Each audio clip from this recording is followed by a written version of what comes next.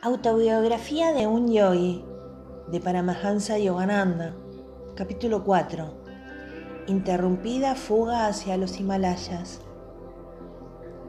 Abandona el salón de clases con cualquier pretexto y alquila un coche de caballos y llévalo al callejón en donde los de mi casa no puedan verte. Estas fueron mis recomendaciones a Amar Mitter, compañero mío de clases de la escuela preparatoria, que había decidido acompañarme a los Himalayas.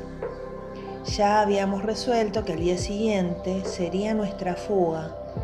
Era necesario tomar precauciones, pues mi hermano, Ananta, ejercía una estrecha vigilancia sobre mí. Este se había propuesto frustrar mis planes para huir, pues sospechaba que predominaban en mi mente. El amuleto, con una levadura espiritual, trabajaba silenciosamente en mí. En medio de las nieves de los Himalayas esperaba yo encontrar al maestro, cuyo rostro con frecuencia se me aparecía en visiones. Mi familia, radicada en Calcuta, a donde mi padre había sido transferido. Siguiendo la costumbre patriarcal india, Ananta había llevado a su novia a vivir con nosotros a nuestra casa número 4 del camino de Gurpar. Allí, en un pequeño desván, me dedicaba a mis prácticas de meditación y preparaba mi mente para la búsqueda divina. La memorable mañana llegó, con lluvia poco auspiciosa.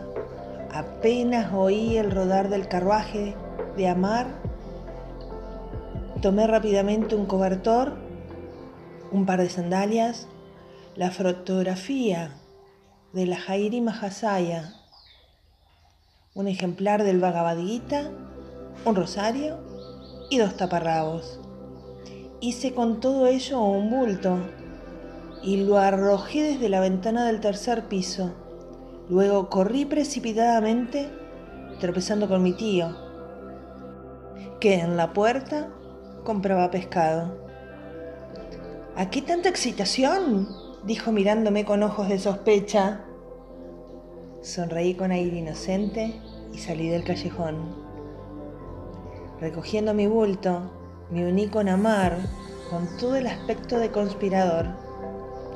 Marchábamos enseguida a Chandni Chowk, un centro comercial. Por meses habíamos estado ahorrando el dinero de nuestra merienda para comprar ropa inglesa, sabiendo de antemano que mi listo hermano con facilidad podría jugar la parte del detective. Creíamos engañarlo con un disfraz europeo. En nuestro camino a la estación nos detuvieron para recoger a mi primo Yotin Ghosh, a quien yo llamaba Yatinda. Este era un nuevo converso que suspiraba por un maestro en los Himalayas. Se puso el traje que le habíamos conseguido y, bien disfrazados, según creíamos, una intensa exaltación llenaba nuestros corazones. Lo único que nos hace falta ahora son unos zapatos de lona. Conduje a mis compañeros a una tienda en donde se vendían zapatos de suela de hule. Los artículos de cuero que se obtienen por medio del sacrificio de animales no deben ser usados en este sagrado viaje.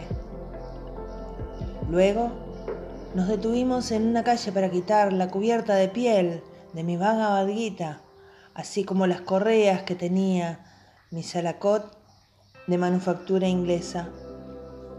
En la estación compramos boletos para Burdwan, de donde pensábamos transbordar para Haridwar, lugar situado a la falda de los Himalayas. Tan pronto como el tren se puso en marcha, di rienda suelta a mis gloriosas anticipaciones. Imagínense, dije, lleno de entusiasmo. Seremos iniciados por los maestros y experimentaremos el trance de la conciencia cósmica. Nuestros cuerpos serán cargados con tal magnetismo que las bestias salvajes de los Himalayas quedarán domadas a nuestra sola proximidad. Los tigres no serán más que gatos domésticos en espera de nuestras caricias. Este comentario, que delineaba todo un prospecto fascinador, tanto metafórico como literalmente, produjo una sonrisa de entusiasmo en Amar. Pero Yatinda desvió su mirada y la dirigió a través de la ventana hacia el paisaje que huía. Dividiremos el dinero en 3 partes. Yatinda rompió el largo silencio con esta sugestión. Cada uno de nosotros debe comprar su boleto en Burwan. De esta manera, nadie en la estación sospechará que vamos huyendo juntos. Sin sospechar nada, estuve conforme. Al oscurecer, nuestro tren llegó a Burwan. Yatinda entró a la oficina de boletos y mientras tanto, Amar y yo nos sentamos en la plataforma. Esperamos 15 minutos y luego, infructuosamente, inquirimos por su paradero en todas direcciones. Le llamamos a gritos con la urgencia del terror, pero a él se había esfumado entre los oscuros y desconocidos alrededores de la pequeña estación.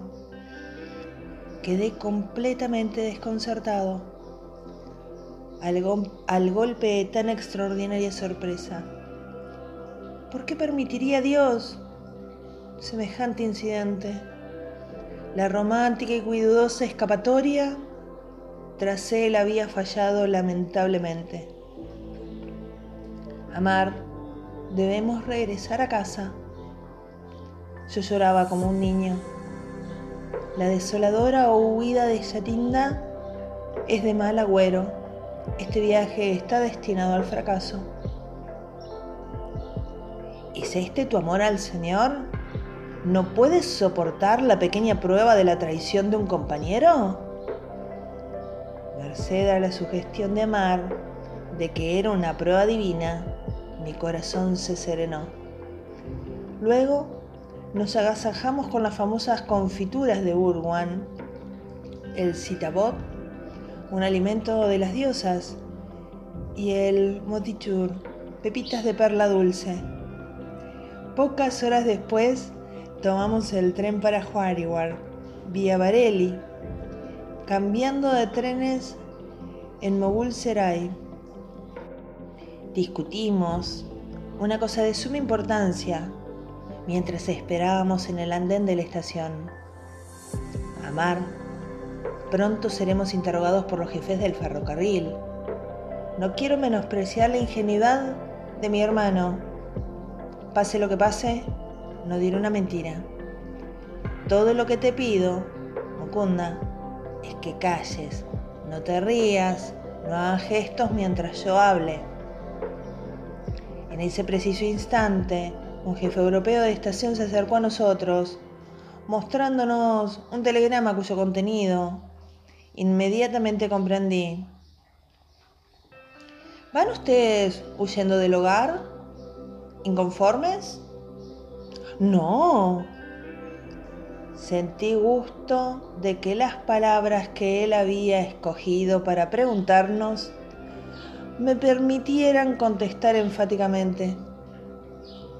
No era la amargura, sino una divina melancolía la responsable de nuestro poco convencional comportamiento. El oficial se dirigió entonces a Amar. El ágil diálogo que sostuvieron difícilmente me permitiría conservar la aconsejada gravedad del caso. ¿Dónde está el tercer muchacho?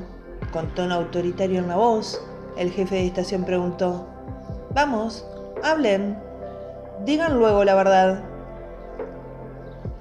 Señor, noto que usted usa anteojos. ¿Qué? ¿No puede usted ver que no somos ¿Más que 2? Amar sonrió socarronamente. Yo no soy un mago, ni puedo conjurarle un tercer compañero. El oficial, visiblemente desconcertado por la impertinencia de Amar, buscó luego a otro poco vulnerable. ¿Cómo se llama usted? Me llaman Tomás. Soy hijo de madre inglesa y de padre indio convertido al cristianismo. ¿Cuál es el nombre de su amigo? Yo me llamo Thompson. Y para entonces mi gozo interno había llegado a la cúspide y sin ceremonias me dirigí a tomar el tren, que pitaba para partir. Amar seguía hablando con el oficial, quien había sido lo suficientemente ingenuo y atento para instalarlos en un compartimiento europeo. Evidentemente estaba apenado de que 2 muchachos semi-ingleses viajaran en el departamento reservado para nativos. Después de esta habilidosa celada, me eché hacia atrás en el asiento y me reí sin control. El semblante de mi amigo tenía una marcada expresión de satisfacción por haber burlado a un veterano oficial europeo.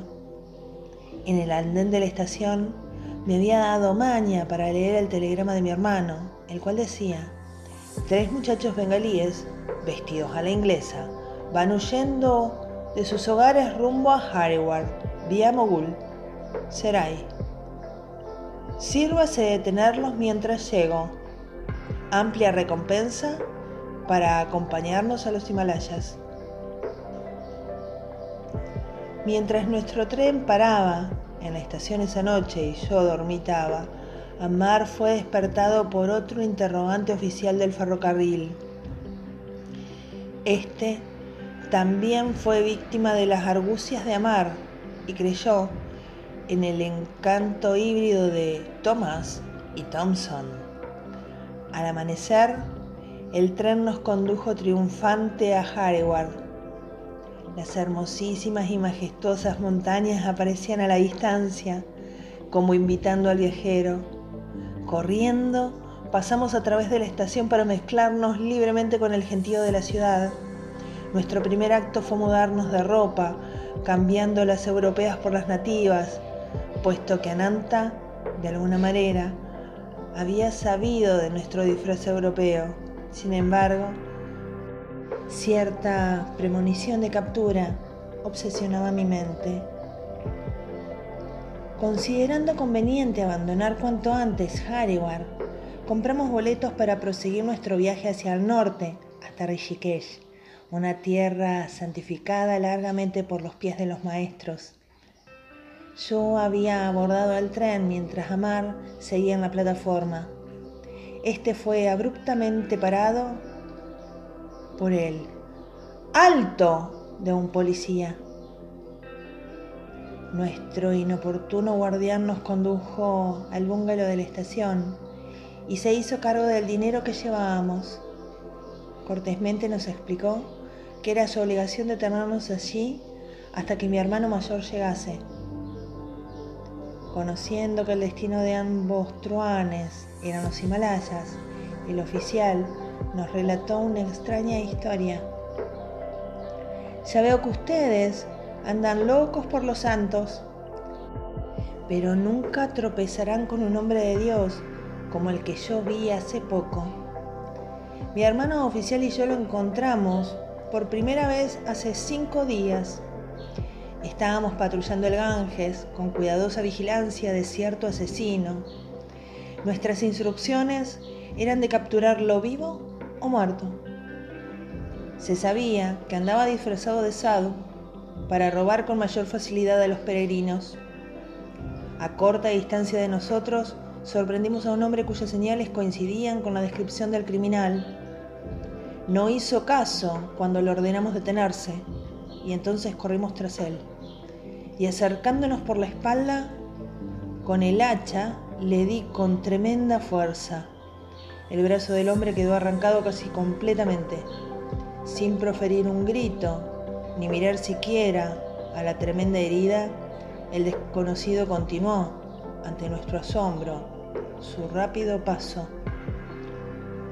Cuando saltamos delante de él para interceptarle el paso, con calma nos dijo: yo no soy el asesino que ustedes andan buscando.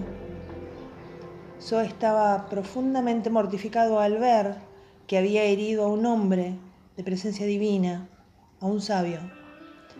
Postrándome a sus pies, imploré su perdón y le ofrecí la tela de mi turbante para restañar y cubrir la enorme herida de que manaba abundante sangre. Hijo mío, eso no es más que un error muy explicable de tu parte. El santo me miraba amablemente. Sigue tu camino y no te reconvengas ni apenes por lo que has hecho. La Madre Divina cuida de mí. Agarró el brazo colgante y lo colocó en su sitio y, ¡oh, milagro! El brazo quedó adherido e inexplicablemente la sangre dejó de fluir. Ven a verme bajo aquel árbol dentro de 3 días y me encontrarás completamente curado. Así no tendrás más remordimientos. Ayer, mi compañero y yo fuimos ansiosamente al sitio que él nos había designado. El sadhu estaba allí y nos permitió que le examináramos el brazo. Este no mostraba ninguna señal o cicatriz de herida. Voy por la vía de Rishikesh a los solitarios Himalayas. Nos bendijo y partió rápidamente. Hoy siento que mi vida se ha elevado espiritualmente merced a su santidad. El policía terminó su narración con una exclamación piadosa. Aquella experiencia le había conmovido más allá de sus capacidades. Con significativo gesto de importancia, me dio, para que lo leyera, el recorte de un diario en donde se narraba el milagro. Con el pomposo estilo de los periódicos sensacionalistas, que no faltan tampoco en la India, la versión del reportero parecía bastante exagerada, indicando que el sadhu había sido poco menos que decapitado. Amar y yo sentimos mucho no haber conocido a ese gran yogi que perdonara a sus perseguidores de tan cristiana manera. La India, materialmente pobre en las 2 últimas centurias, tiene, sin embargo, un tesoro inagotable de riqueza divina. Espirituales rascacielos pueden ocasionalmente ser hallados de paso, aún por gentes mundanas como nuestro policía. Dimos las gracias al oficial por sacudirnos del tedio con su maravillosa historia.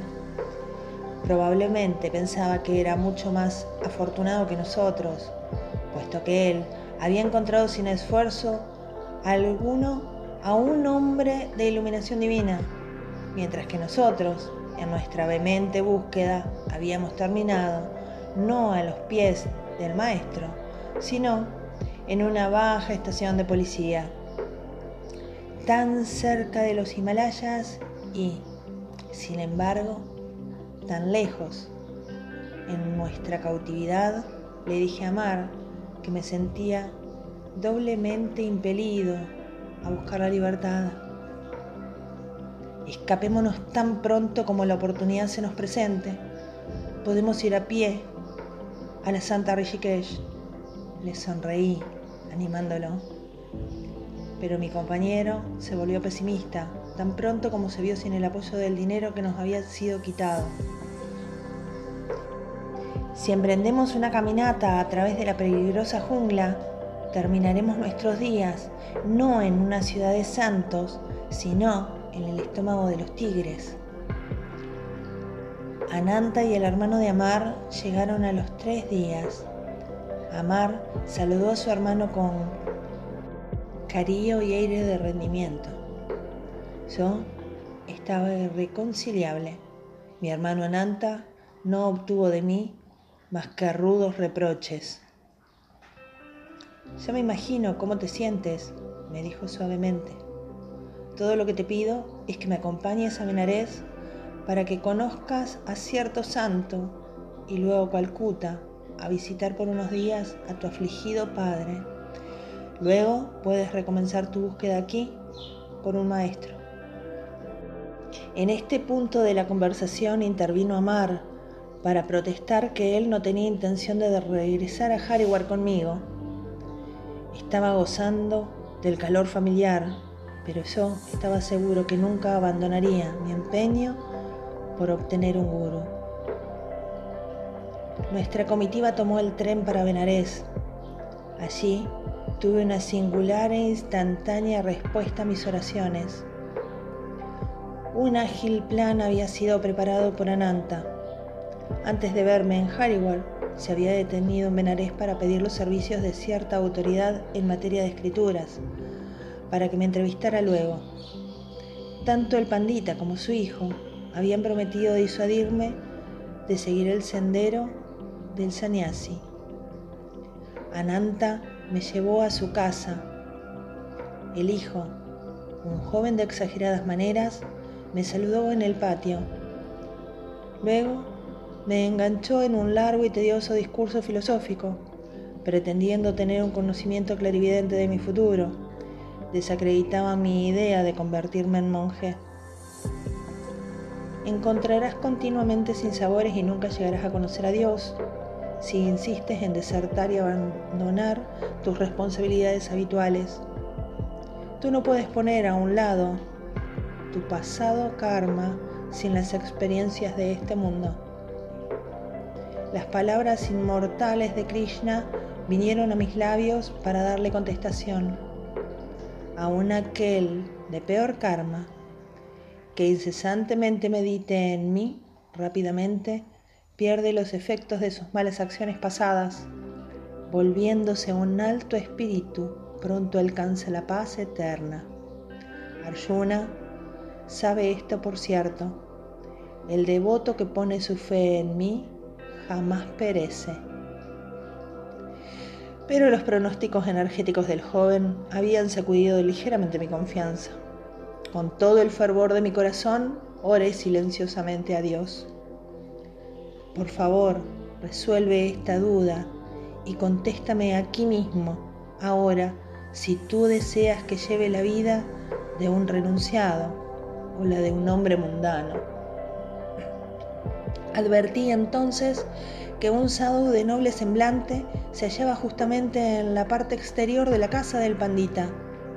Indudablemente estaba enterado de nuestra conversación entre el sediente visionario y yo, porque el extraño personaje me llamó a su lado. Yo sentí el poder inmenso que brotaba de sus tranquilos ojos. Hijo, no le hagas caso a ese ignorante. En respuesta a tu plegaria, el Señor me encarga decirte que tu único sendero en esta vida es el de renunciado.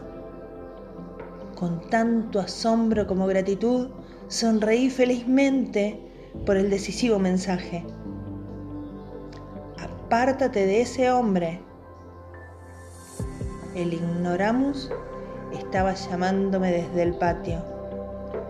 Mi santo guía levantó su mano bendiciéndome y se marchó lentamente. Ese sadhu está tan chiflado como tú.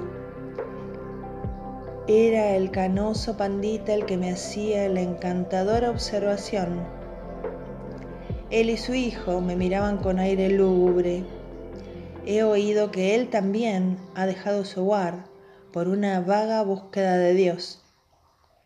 Volví la espalda. A Ananta le dije que yo no entraría en más discusiones con semejantes huéspedes. Mi hermano consintió en la inmediata partida y pronto tomamos el tren para Calcuta. Señor detective, ¿cómo descubrió usted que yo había escapado con 2 compañeros? Aventuré con viva curiosidad a Ananta durante nuestro viaje de regreso. Él sonrió maliciosamente. En tu escuela supe que Amar había dejado el salón de clases y que no había regresado. A la mañana siguiente fui a su casa y descubrí un itinerario del ferrocarril marcado. El padre de Mar salía en esos momentos en coche y conversaba con el cochero. Mi hijo no irá por la mañana en el coche a la escuela, pues ha desaparecido, plañía. He oído por otro compañero que su hijo y otros 2 muchachos vestidos con ropas europeas habían abordado el tren en la estación de Ourad, respondía el hombre, y regalaron sus zapatos de cuero a su conductor. Así logré tener 3 indicios: el itinerario, el trío de muchachos y las ropas inglesas. Yo escuchaba el relato de Nanta, entre alegre y humillado. Nuestra generosidad para el cochero había sido mal comprendida. Por supuesto, me di prisa en enviar telegramas a los jefes de estación de los lugares que Amar había subrayado en el itinerario. Había señalado Parelli y entonces le envió un telegrama a tu amigo Huarca. Después de inquirir en nuestra vecindad de Calcuta, supe que nuestro primo Jatinda había estado ausente de su casa una noche y había regresado al día siguiente, vestido de la inglesa. Lo busqué y le invité a cenar. Él aceptó, completamente despistado por mi amistosa manera. En el camino le conduje, sin que él lo sospechara, a la estación de policía. Luego fue cercado por varios policías que de antemano había escogido por su aspecto agresivo y feroz, y bajo su terrible mirada Jatinda consintió en hacer un relato de su misteriosa conducta. Partí para los Himalayas con el espíritu debollante de alegría, decía Jatinda. La inspiración me llenaba a la sola idea de encontrar a los maestros, pero tan pronto como Mukunda dijo, durante nuestros éxtasis, en las cuevas de los Himalayas, los tigres quedarán fascinados y rondarán cerca como gatos domésticos, mi ánimo se heló y gruesas gotas de sudor corrieron por mi frente. Entonces, ¿qué? Pensé. Si la fiera naturaleza de los tigres no cambia por medio del poder de nuestro trance espiritual, ¿nos tratarán a nosotros con la bondad de los gatos caseros?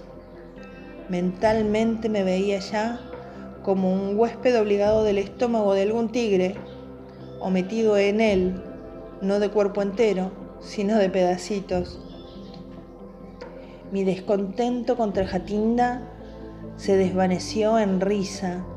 Ese pequeño momento de hilaridad valió por todas las angustias que él me había causado. Debo confesar que sentí una cierta satisfacción al saber que Jatinda no había escapado tampoco al encuentro de la policía. Ananta, eres un sabueso de nacimiento. Mi mirada de divertimento no carecía de cierta exaltación. Yo le diré a Jatinda que estoy satisfecho de que su modo de proceder no se haya debido a una traición como parecía, sino únicamente al simple instinto de conservación.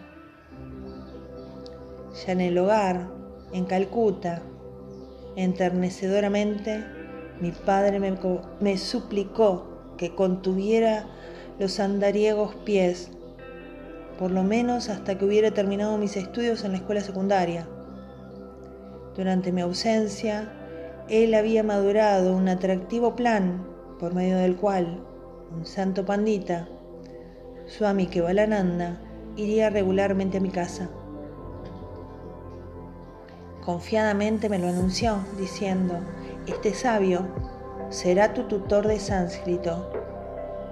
Mi padre creía que podría calmar mis anhelos religiosos recibiendo instrucción de un filósofo erudito, pero las cartas pronto se voltearon. Mi nuevo instructor, lejos de ofrecerme aridades intelectuales, atizó las ascuas de mi admiración por Dios.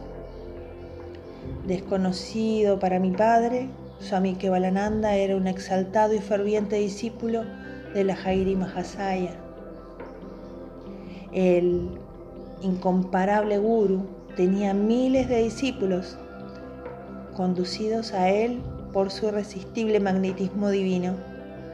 Más tarde supe que la Jairi Mahasaya había caracterizado muchas veces a Kevalananda como un rishi o sabio iluminado. Abundantes rizos adornaban la hermosa cabeza de mi instructor. Sus oscuros ojos insondables tenían la transparencia de los de un niño. Todos los movimientos de su ligero cuerpo eran de un deliberado reposo. Siempre amable y gentil, estaba constantemente establecido en la conciencia del infinito. Nuestras horas más felices fueron pasadas juntos en la profunda meditación de Kriya. Kevalananda era una notable autoridad en los antiguos Shastras, libros sagrados. Su erudición le había hecho ganar el título de Shastri Mahasaya, y por el cual era generalmente conocido y saludado. Pero mi educación en sánscrito era casi nula. Siempre busqué toda oportunidad para hacer caso omiso a la prosaica gramática y en cambio hablar de yoga y de la Jairi Mahasaya. Mi tutor me complació cierto día contándome algo de su propia vida con su maestro. Decía: raramente afortunado, pude permanecer cerca de la Jairi Mahasaya por 10 años. Su casa en Benares era la meta nocturna de mi peregrinaje. El gurú se hallaba siempre presente en su pequeña salita de su primer piso.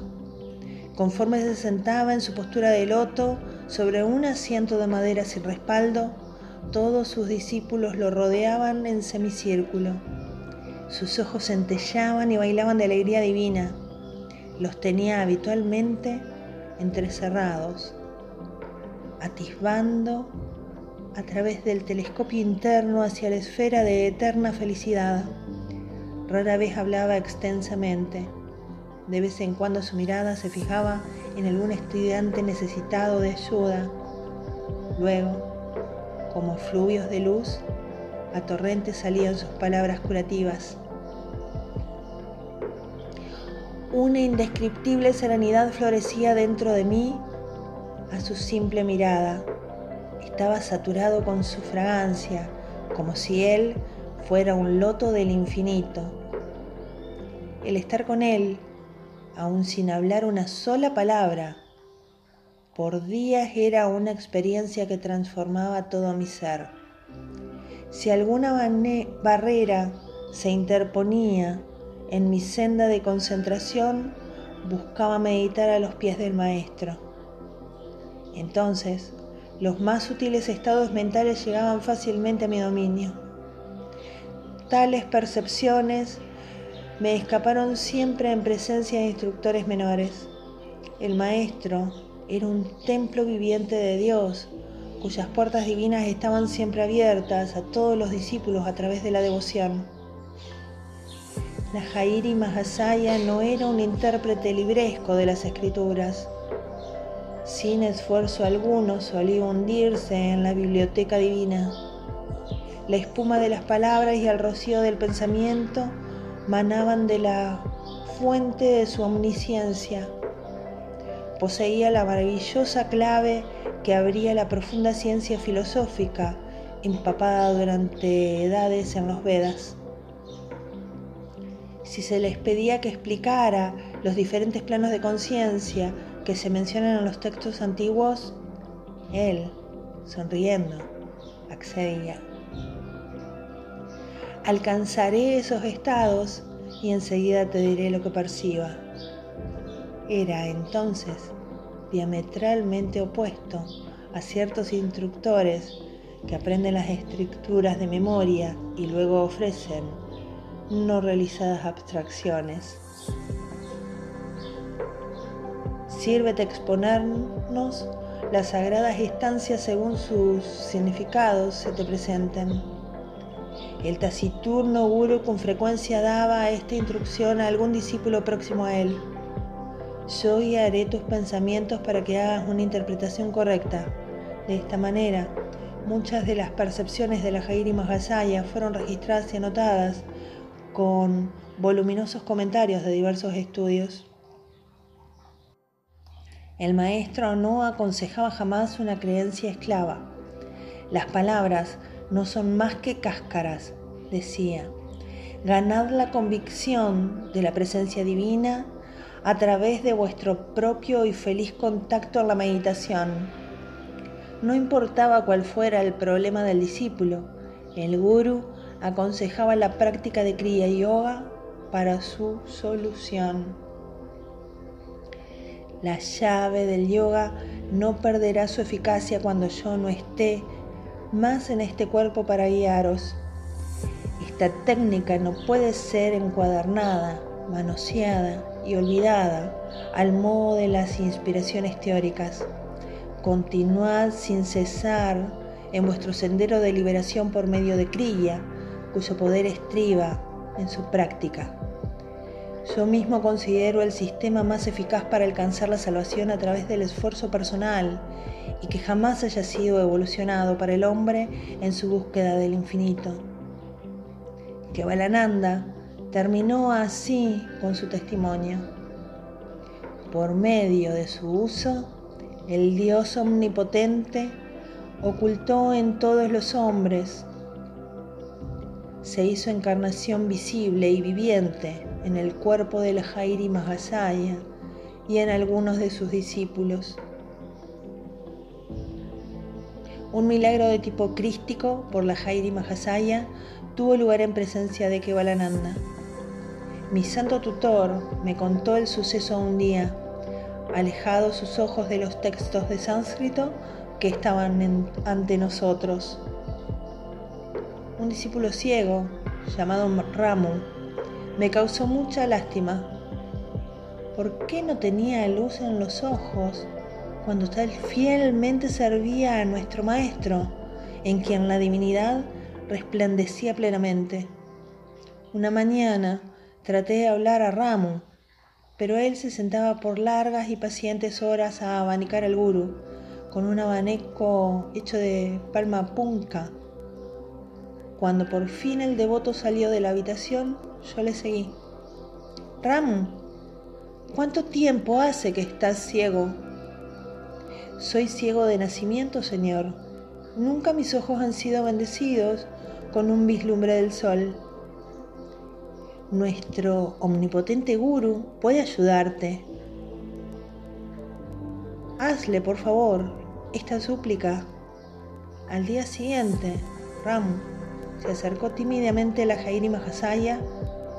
El discípulo se sentía avergonzado de pedir que una riqueza física fuera agregada a su superabundancia espiritual. Maestro, el iluminador del cosmos está en mí.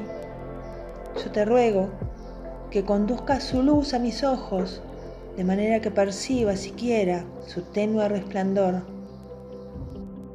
Ram, en 7 días el esplendor del sol tendrá una especial aurora para ti.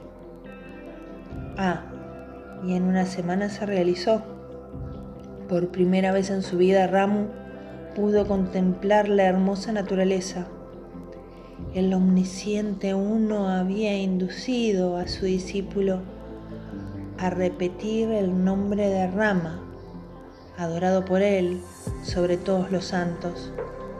La fe de Ramu era el suelo devocional ya arado, en el cual la poderosa semilla del Gurú había germinado con la curación permanente. Kevalananda guardó el silencio por un momento para rendir un nuevo homenaje a su Gurú. Era evidente que en todos los milagros que la Jairi Mahasaya operaba, nunca permitía que el principio del ego estuviera presente, considerándose como una fuente causativa. Por su perfecto e irresistible renunciamiento al egoísmo. egotismo en el original, el maestro capacitaba al poder primario de salud para que fluyera libremente a través de él. Los numerosos cuerpos que fueron espectacularmente curados por la Jairi Mahasaya más tarde tuvieron que alimentar las llamas de la cremación, pero el silencioso despertar espiritual que él operó, los discípulos crísticos que él formó, forman su corte de imperecederos milagros. Yo nunca llegué a ser un erudito en sánscrito. Kevalananda me enseñó la sintaxis más divina